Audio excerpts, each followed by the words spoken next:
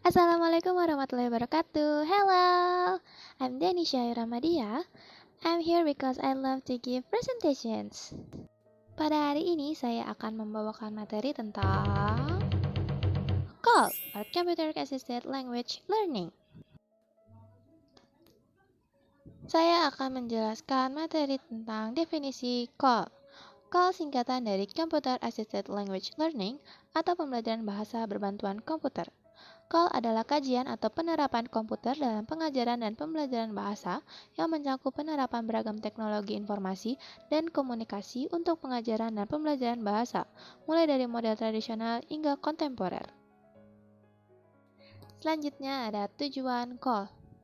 CAL bertujuan sebagai penggunaan teknologi komputer untuk memajukan pengajaran dan pembelajaran bahasa Inggris meliputi pengolahan kata, paket presentasi, latihan dan praktek, tutoring, simulasi, problem solving, game, multimedia, dan juga software internet seperti email, chatting, World Wide Web, or WWW untuk pengajaran dan pembelajaran bahasa Inggris. Selanjutnya ada sejarah CAL. Pada akhir 1960-an dan awal 1970-an adalah bagian sejarah yang amat terpenting dalam perkembangan CAL.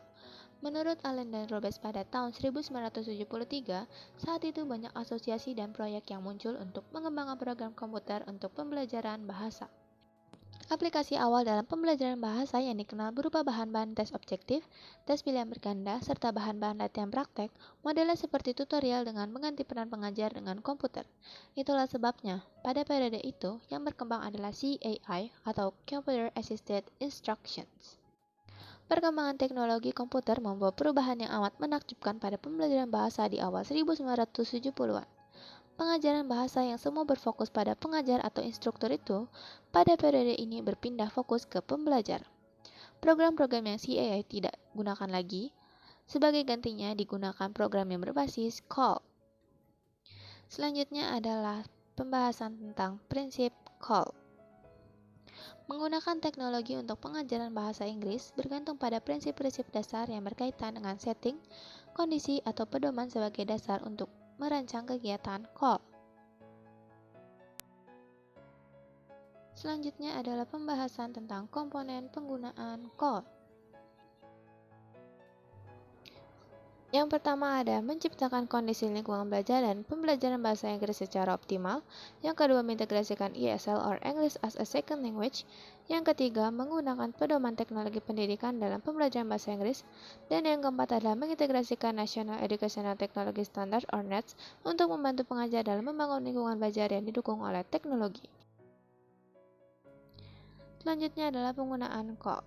Penggunaan CAL di lingkungan pembelajaran virtual, pembelajaran jarak jauh berbasis web, menyusun korpus dan konkordansi, papan tulis, dan komunikasi bermedia komputer. Selanjutnya ada categorical. Categorical terdiri dari dua, yaitu Computer Based Language Training. Computer Based Language Training or CBLT adalah proses pengajaran dan pembelajaran bahasa Inggris berbasiskan komputer dengan memanfaatkan media CD-ROM dan disk-based sebagai media utama. Selanjutnya, Web Based Language Training. Sering diidentikan dengan e-learning, yaitu kegiatan pembelajaran yang memanfaatkan media situs web yang bisa diakses melalui jaringan internet. Selanjutnya ada peran pengajar dalam CAL. Pengajar perlu memiliki kompetensi teknis yang diperlukan untuk mengelola instalasi dan penggunaan software CAL. Karena antusiasme peserta didik bisa berkurang ketika kesulitan teknis sering terjadi. Peran pengajar secara umum sebagai fasilitator pembelajaran dan secara khusus sebagai guide, koresponden, motivator, dan challenger. Sekian dari presentasi saya hari ini tentang CAL. I hope you enjoy to watch my presentation. Thank you.